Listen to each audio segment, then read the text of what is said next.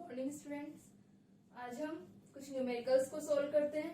हमने Galilean transformation के बारे में पढ़ा था और जड़त्वीय और अजड़त्वीय निर्देश तंत्र क्या होते हैं वो हमने पढ़ा।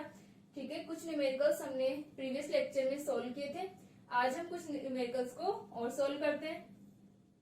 ठीक है, हम सिद्ध करते हैं कि सिद्ध करो कि किसी जड़त्वीय तंत्र के सापेक्ष समान वेग से गतिमान तंत्र भी जड़त्वीय होता है। ठीक है, यानी हमारे पास में यदि कोई एक निर्देश तंत्र है जो कि जड़त्वीय है, इनर्शियल है, तो हमें प्रूफ करना है कि उसके सापेक्ष यानी उसके रिस्पेक्ट में एक नियत वेग से या समान वेग से जो हमारे पास में कांस्टेंट वेलोसिटी से गिवन जो अनदर फ्रेम होगा वो भी क्या होगा, इनर्शियल होगा।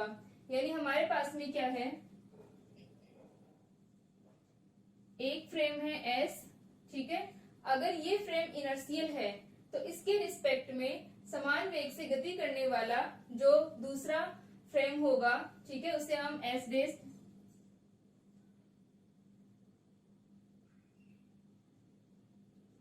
ठीक है, तो इसके रिस्पेक्ट में एक समान वेग से गति करने वाला जो हमारा फ्रेम होगा वो भी क्या होगा, इनर्शियल होगा। ये हमें प्रूफ करना है। ठीक है, तो हम लेके चलेंगे कि हमारे पास में जो एस फ्रेम है वो क्या है, इनर्शियल है, और हमें प्रूफ करना है कि एस डेस भी इनर्शियल होगा।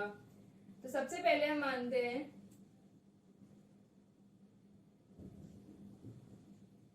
माना एस एक जड़त्वीय निर्देश तंत्र है।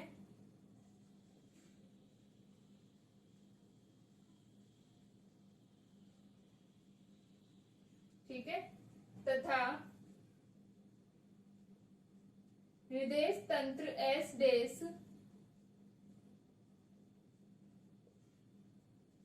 एस के सापेक्ष यानी एस के रिस्पेक्ट में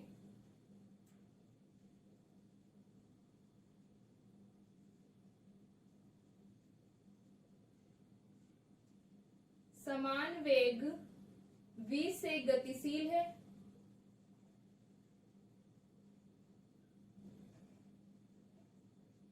ठीक है, तो हमारे पास में क्या हो गया, S तो एक इनर्शियल फ्रेम है ही, और जो हमारा S डेस है वो क्या है, समान वेग v से गतिशील है, मूव कर रहा है, वेलोसिटी है उसकी v। अतः निर्देश तंत्र S डेस का वेग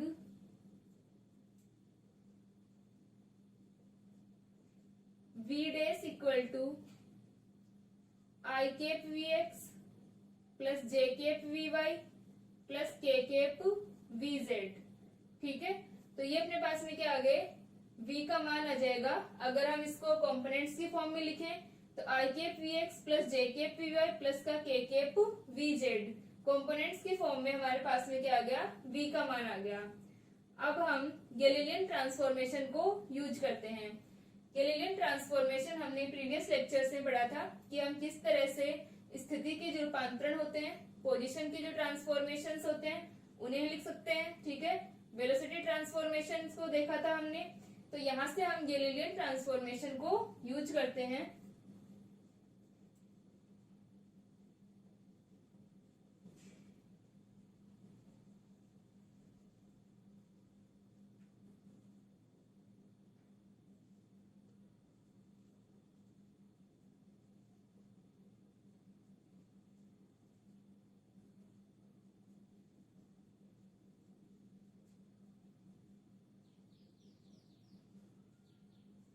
ठीक है, जो हमारा गैलीलियन रूपांतरण होता है वो क्या होता है,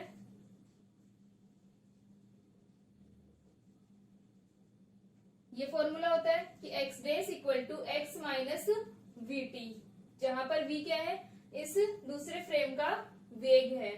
ठीक है, तो यहां से हम ये जो पोजीशन की हमारे ट्रांसफॉर्मेशन है इनको हमने क्या लिख लिया, एक्स डेस वाई डेस जेड डेस, और कंपोनेंट्स की फॉर्म में हम लिख रहे हैं तो x माइनस का v x t, y minus v y t और z minus v z t. ठीक है, तो कंपोनेंट्स की फॉर्म में हमारे पास में ये वैल्यूज आ गई।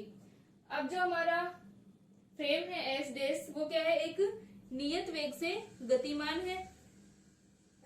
ठीक है, और यदि हम इन इक्वेशंस का डिफरेंशिएशन करें, ठीक है, टी के रिस्पेक्ट में, तो यहाँ से हमारे पास में क्या आ जाएगा, dx dash upon dt, dy डेस अपॉन dt और dz डेस अपॉन dt इक्वल में आ जाएगा dx अपॉन dt माइनस का और v आ जाएगा। यानी एक बार जब हम करेंगे तो हमारे पास में क्या आ जाएगा, dx dash upon dt equal to dx by dt minus का v। और अगर हम एक बार फिर से करेंगे तो क्या हो जाएगा कि d2x dash upon dt2 equal to d2x upon dt2 minus 0, ठीक है, क्योंकि ये कांस्टेंट वेलोसिटी है। तो हम निकालते हैं इसके अंदर, ठीक है, यहां तक लिख लें इसे।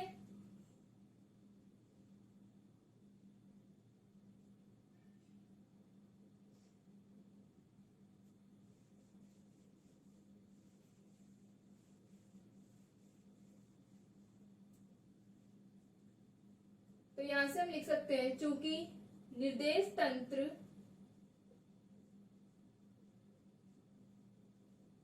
s का वेग नियत है, ठीक है, निर्देश तंत्र s का वेग नियत है, अतः वेग के घटक vx, vy, vz भी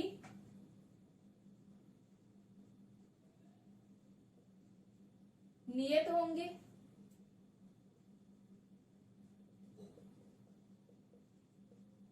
ठीक है, तो अपने पास में क्या आ गया कि हमारा जो वेलोसिटी है फ्रेम की वो एक कांस्टेंट वेलोसिटी है, तो उसके जो कंपोनेंट्स होंगे वो भी क्या होंगे, ये कांस्टेंट ही रहेंगे। ठीक है, तो हम क्या करते हैं कि जो हमारी, हम इसे इक्वेशन नंबर 1 दे देते हैं।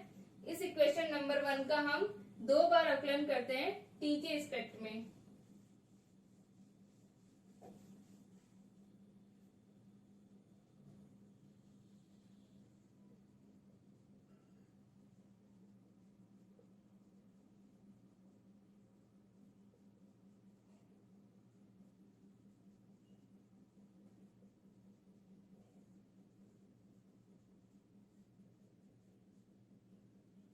ठीक है, तो t के रिस्पेक्ट में 2 बार अवकलन करने पर हमारे पास में क्या आ जाएगा,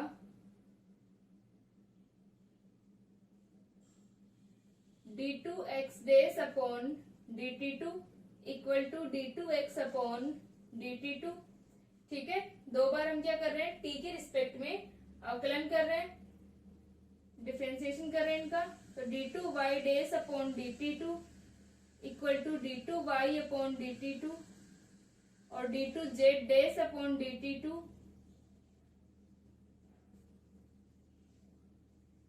तो ये अपने पास में क्या हो गया, ये वैल्यू आ गई। अब चूंकि S एक जड़त्वीय निर्देश तंत्र है,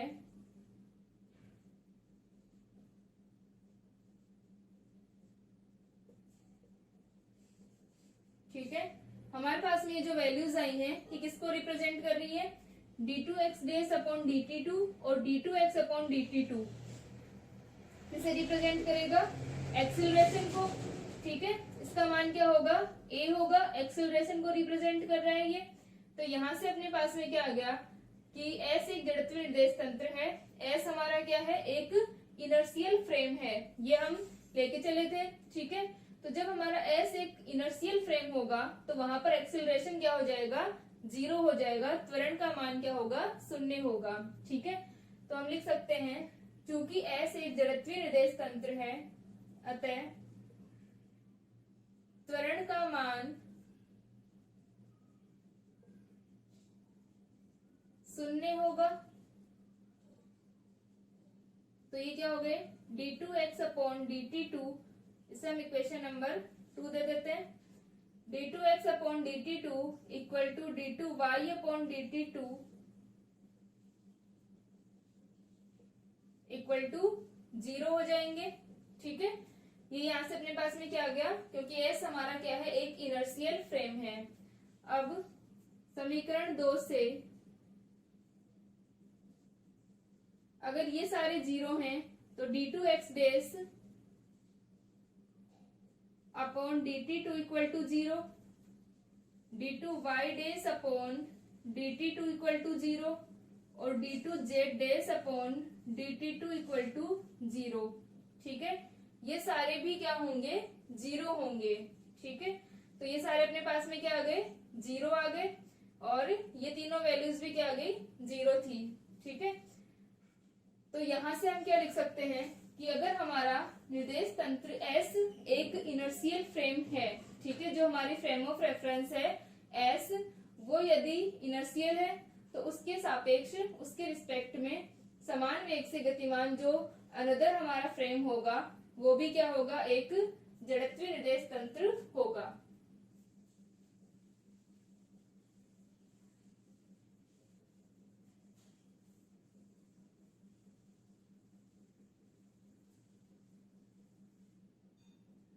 ठीक है, अतः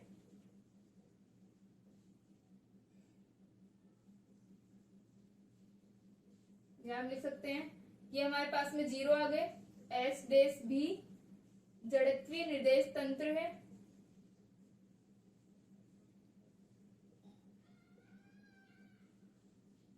तो क्या हो जाएगा, अतः यदि एस एक जड़त्वीय निर्देश तंत्र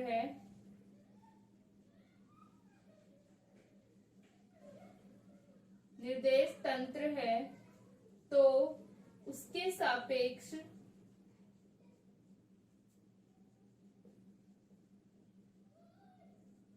समान वेग से गतिमान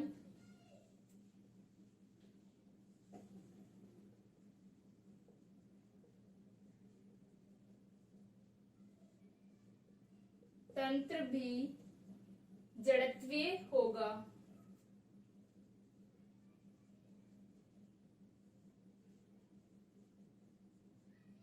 ठीक है, तो यहां से अपने पास में आ जाएगा कि S अगर जड़त्वीय है तो इसके सापेक्ष समान वेग से गतिमान तंत्र भी क्या होगा, जड़त्वीय होगा। ठीक है, अब हम नेक्स्ट न्यूमेरिकल को सोल्व करते हैं, इसे लिख लें।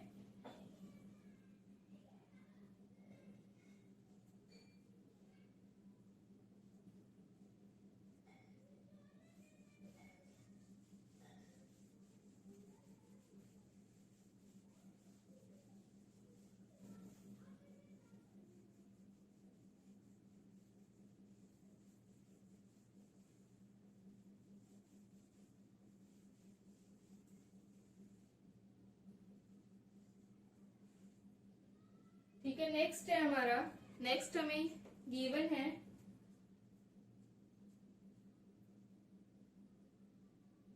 एक नदी में पानी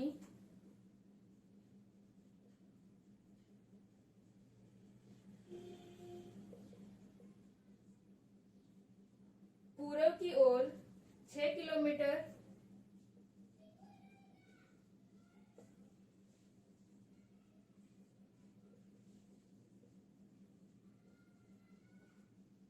के वेग से बह रहा है, 6 किलोमीटर पर आवर के वेग से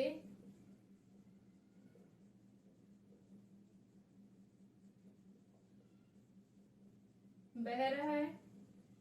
एक नाव पानी के सापेक्ष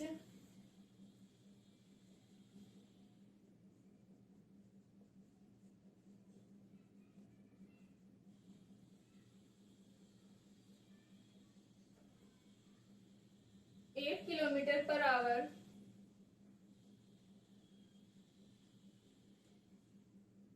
के वेग से उत्तर की ओर जा रही है।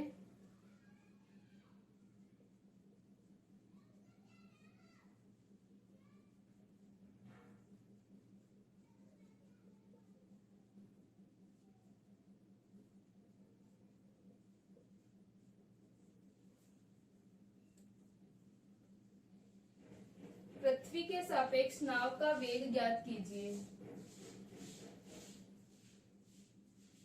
पृथ्वी के सापेक्ष नाव का वेग ज्ञात कीजिए।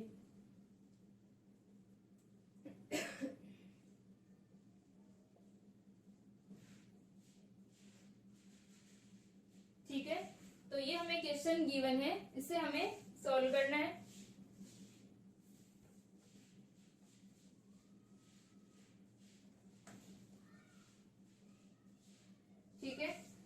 हमें क्या क्वेश्चन गिवन है कि एक नदी में पानी पूरब की ओर 6 किलोमीटर पर आवर के वेग से बह रहा है।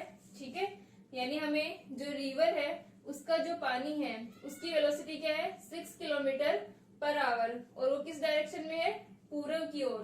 ठीक है, हमें पूरब की ओर गिवन है और नाव पानी के सापेक्ष 8 किलोमीटर पर आवर के वेग से उत्तर की ओर जा रही है। ठीक है, नाव का वेग क्या है 8 किलोमीटर पर आवर उत्तर की ओर। ठीक है, और हमें क्या निकालना है, पृथ्वी के सापेक्ष नाव का वेग ज्ञात कीजिए। ठीक है, पृथ्वी के सापेक्ष हमें नाव का वेग ज्ञात करना है। तो जो हमारे गैलीलियन ट्रांसफॉर्मेशन थे वेलोसिटी के, उनमें हमने पढ़ा था, ये हमने फॉर्मूला पढ़ा था v dash equal to v minus capital V। ठीक है, इस तरह से हमने x dash equal to x minus vt पढ़ा था। उसी प्रकार हमारे पास में वेलोसिटी का जो ट्रांसफॉर्मेशन था, वेलोसिटी ट्रांसफॉर्मेशन के अंदर फॉर्मूला क्या था, v dash equal to v minus capital V। ठीक है, तो यहाँ पर हमें क्या गिवन है, v dash equal to v minus capital V, ये हमारा जो फॉर्मूला होता था। इसके अंदर ये जो v डैश था, पहले हम v की बात करें तो v जो होता था वो फ्रेम का वेग होता था। ठीक है, और जो v डैश था वो इस निर्देश तंत्र के अंदर किसी भी, जब हम पार्टिकल की बात कर रहे थे या किसी ऑब्जेक्ट की, उसका वेग था, और v जो होगा वो स्थिर निर्देश तंत्र के सापेक्ष कण का वेग था। ठीक है, तो यहाँ पर हमें क्या गिवन है कि जो हमारी रिवर है उसमें जो वाटर की वेलोसिटी हमें गिवन है वो कितनी है 6 किलोमीटर पर आवर, और जो हमें बोट गिवन है उसका पानी के सापेक्ष में वेग दे रखा है कितना 8 किलोमीटर पर आवर। ठीक है, और पृथ्वी के सापेक्ष हमें नाव का वेग ज्ञात करना है। तो हमारी जो पृथ्वी है, अर्थ हमारी क्या हो गई, यहाँ पर हमें जो रिवर गिवन है। ठीक है, तो अर्थ तो हमारी क्या हो गई, स्थिर निर्देश तंत्र S हो गई। ठीक है,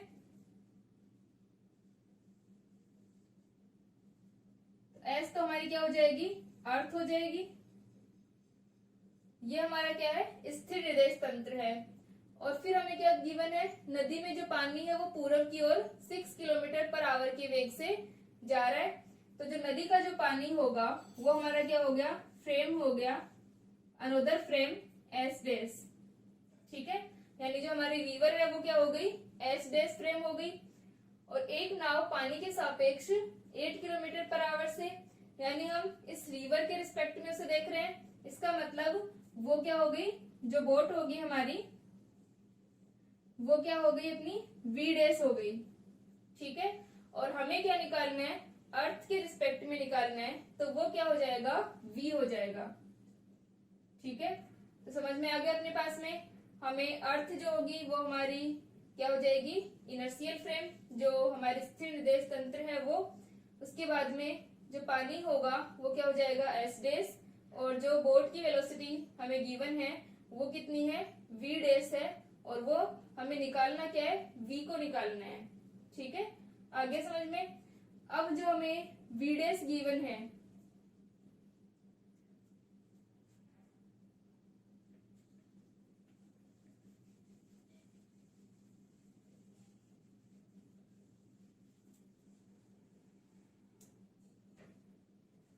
ठीक है, तो हम सॉल्यूशन लिखते हैं। तो हम लिख लेंगे, माना पृथ्वी स्थिर निर्देश तंत्र है,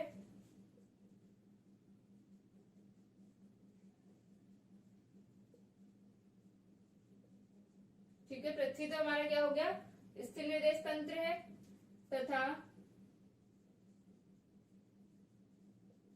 नदी का वेग, ठीक है, नदी में जो पानी होगा उसका वेग क्या है, पूरब की ओर 6 किलोमीटर पर आवर। तो पूरब की ओर है, जैसे हम 6 आई कैप लिख लेते हैं। ठीक है, पूरब की ओर हम क्या लेते हैं, आई कैप, और उत्तर की ओर हम क्या ले लेंगे, जे कैप। ठीक है, तो यहां से क्या आ गया, नदी का वेग 6 आई कैप है, तथा या नदी के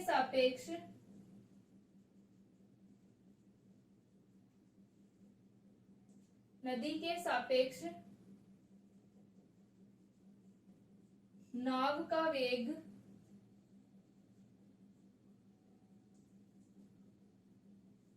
8 J केप है। ठीक है, अतः हम नदी को निर्देश तंत्र एस डैश ले सकते हैं।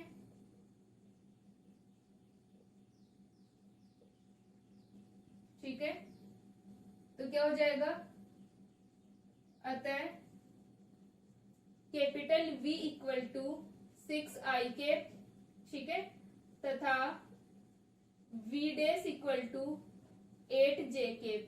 ठीक है, तो हमारा क्या हो गया, जो हमारी नदी की वेलोसिटी थी उसको हमने फ्रेम ले लिया S डैश, तो उसका वेग तो हो गया 6I केप, और जो V डैश है इसका मान कितना हो गया 8J केप हो गया। ठीक है, ये किसमें हमारे पास में किलोमीटर पर आवर, ये भी किलोमीटर पर आवर में है, तो ये अपने पास में वैल्यू आ गई। अब हमें क्या निकालना है, V निकालना है।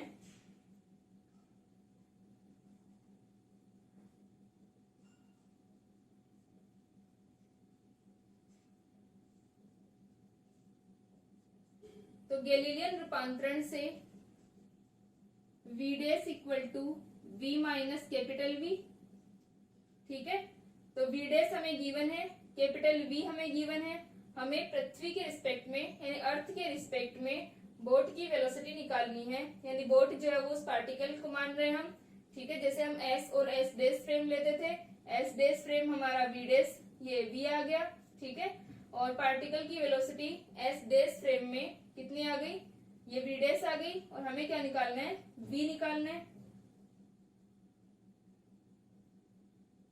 तो ये अपने पास में आ जाएगा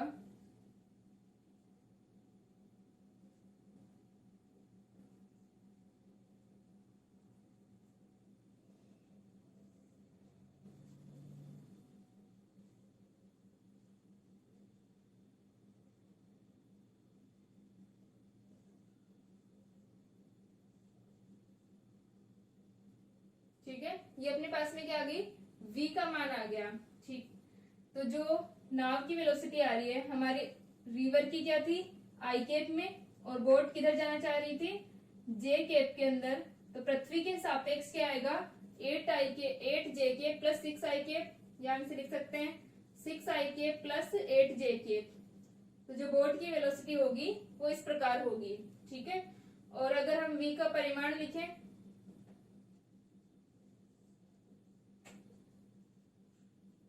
कितना हो जाएगा,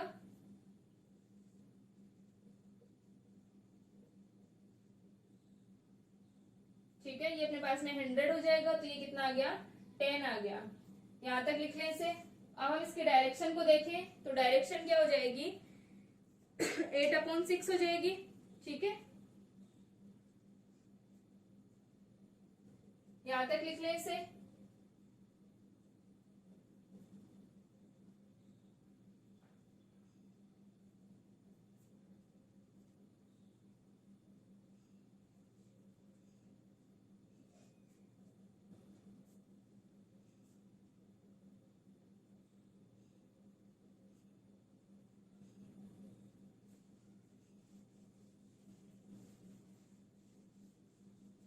ठीक है, ये वेग का परिमाण है।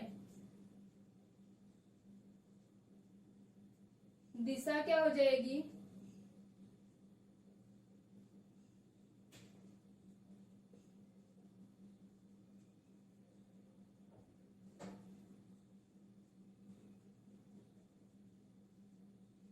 दिशा क्या होगी हमारी जो थीटा बनाएगी ये। ठीक है, थीटा क्या होगा अपने पास में पूर्व से 8/6।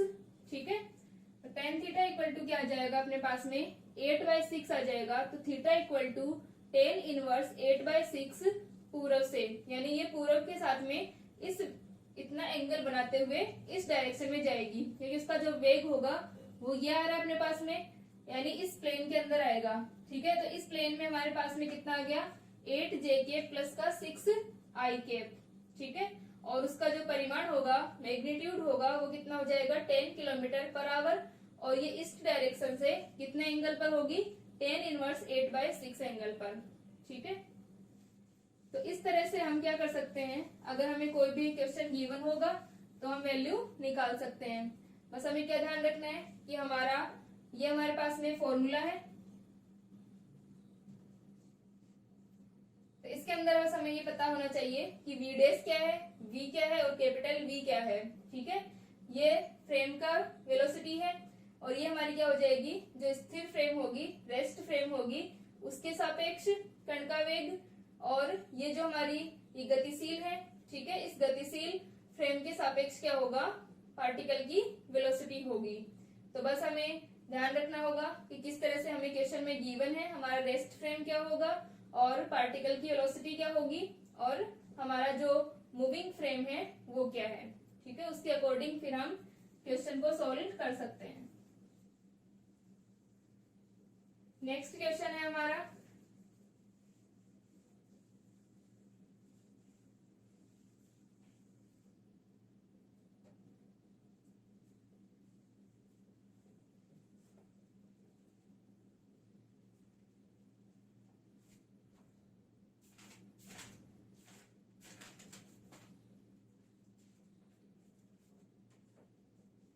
नेक्स्ट क्वेश्चन है, किसी क्षण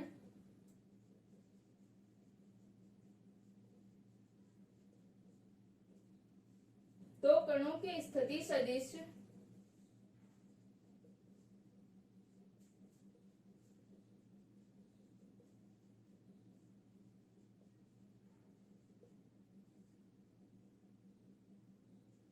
व वेग क्रमशः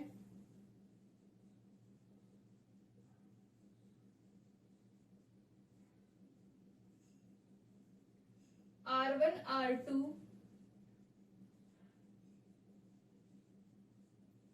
तथा V1 V2 हैं,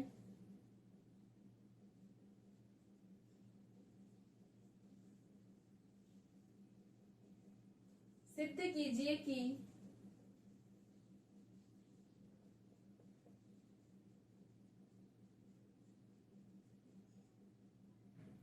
ये कण तभी टकरा सकते हैं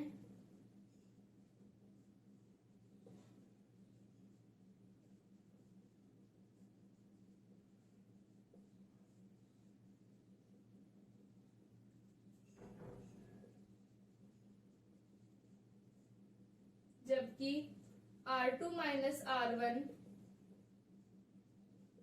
cross V2 minus V1 equal to 0, ठीक है। तो ये हमें क्वेश्चन गिवन है कि दो कणों के हमें स्थिति सदिश दे रखे हैं और हमें पूछा है कि कण जब टकराएंगे तब क्या कंडीशन होनी चाहिए, R2 minus R1 cross V2 minus V1, ठीक है।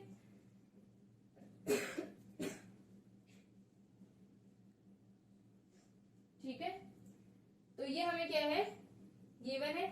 इस तरीके का एक न्यूमेरिकल हमने पहले सॉल्व किया था प्रीवियस लेक्चर में। तब हमारे पास में क्या था, वैल्यूज हमें गिवन थी, R1 R2 और V2 हमें गिवन था या V1 गिवन था और दूसरे का हमें वेलोसिटी पूछी थी और टाइम भी हमें गिवन था कि कितने टाइम के बाद में ये टकराएंगे, ठीक है।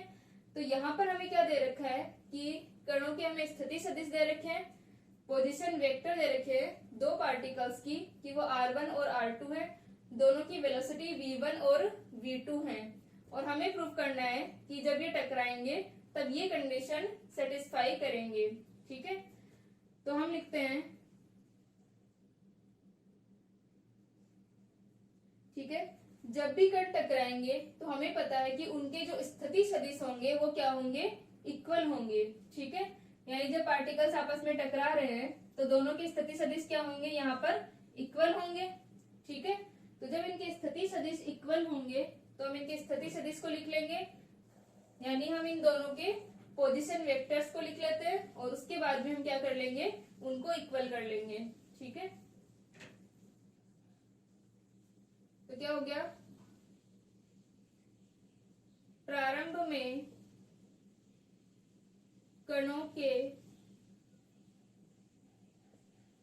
स्थिति सदिश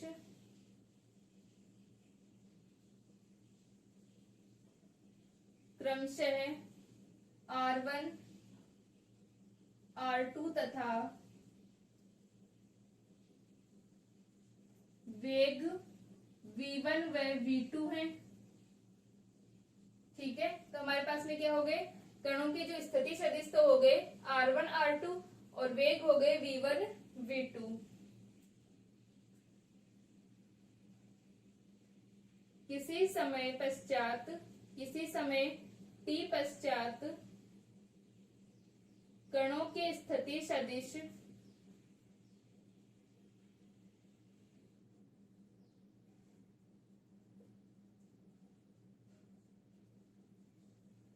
निम्न होंगे।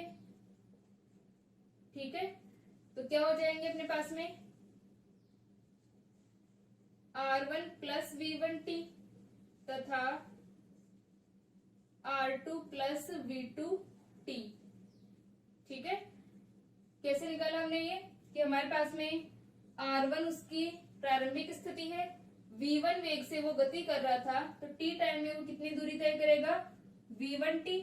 ठीक है, तो जितनी दूरी इसने तय की वो हम इसमें ऐड कर दें तो वो क्या आ जाएगी अपनी, इसकी पोजीशन वेक्टर आ जाएगा किसी टाइम t के बाद में। ठीक है, अब जब कण टकराते हैं तो टकराएंगे उस टाइम पर क्या हो जाएंगे, पोजीशन वेक्टर इक्वल हो जाएंगे।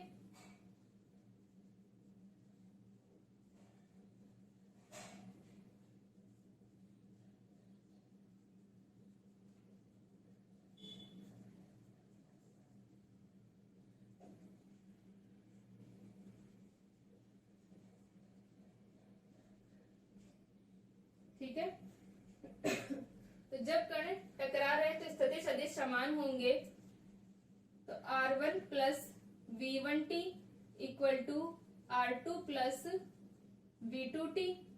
इसे हम लिख सकते हैं R2 माइनस R1।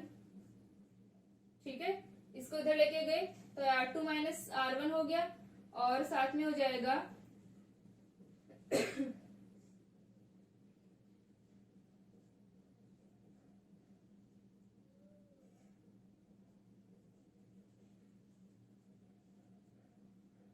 या चाहे हम t को एक बार साथ रख लें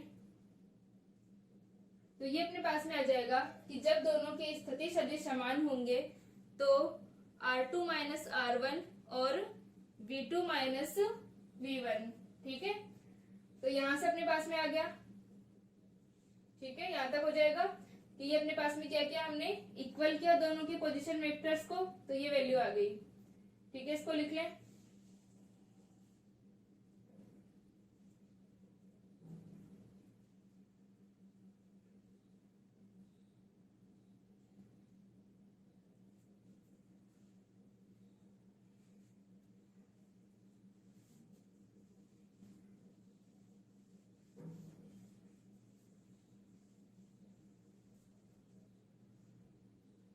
तो ये हो गया अपने पास में R2 minus R1 equal to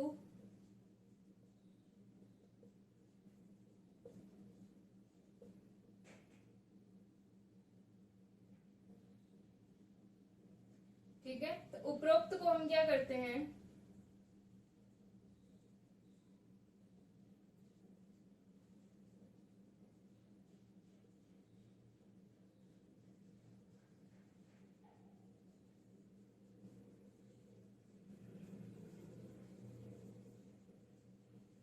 ठीक है, उपरोक्त जो हमारा समीकरण है, इक्वेशन है, इसे हम V2 माइनस V1 से क्रॉस प्रोडक्ट करवाते हैं सदिश गुणन। सदिश गुणन कौन सा होता है, क्रॉस प्रोडक्ट, और अदिश गुणन कौन सा होगा, डॉट प्रोडक्ट। तो हम वेक्टर प्रोडक्ट करवा रहे हैं, तो ये हो जाएगा R2 minus R1 cross V2 minus V1। इसमें से माइनस कॉमन ले लें तो ये हो जाएगा V2 minus V1 cross V2 minus V1। ठीक है, तो V2 माइनस V1 दो सेम वेक्टर्स का क्रॉस प्रोडक्ट है, तो ये अपने पास में क्या आ गया, 0।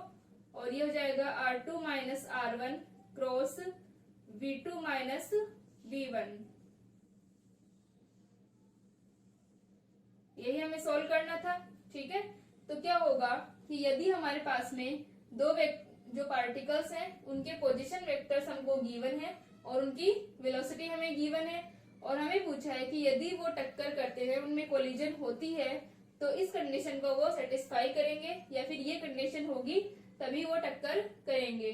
ठीक है, तो इसके लिए हम सोल्व कर लेंगे कि दोनों के जो किसी टाइम t के बाद में पोजीशन वेक्टर्स होंगे वो क्या हो जाएंगे, इक्वल होंगे, और पोजीशन वेक्टर्स को लिख लेंगे हम टाइम t के बाद में, और उन पोजीशन वेक्टर्स को इक्वल करके हम इसे सोल्व कर लेते हैं। और v2 माइनस v1 का हमने क्या करवाया है, क्रॉस प्रोडक्ट करवाया है, वेक्टर प्रोडक्ट करवाया है। तो यहाँ से अपने पास में ये कंडीशन सेटिस्फाई हो जाएगी।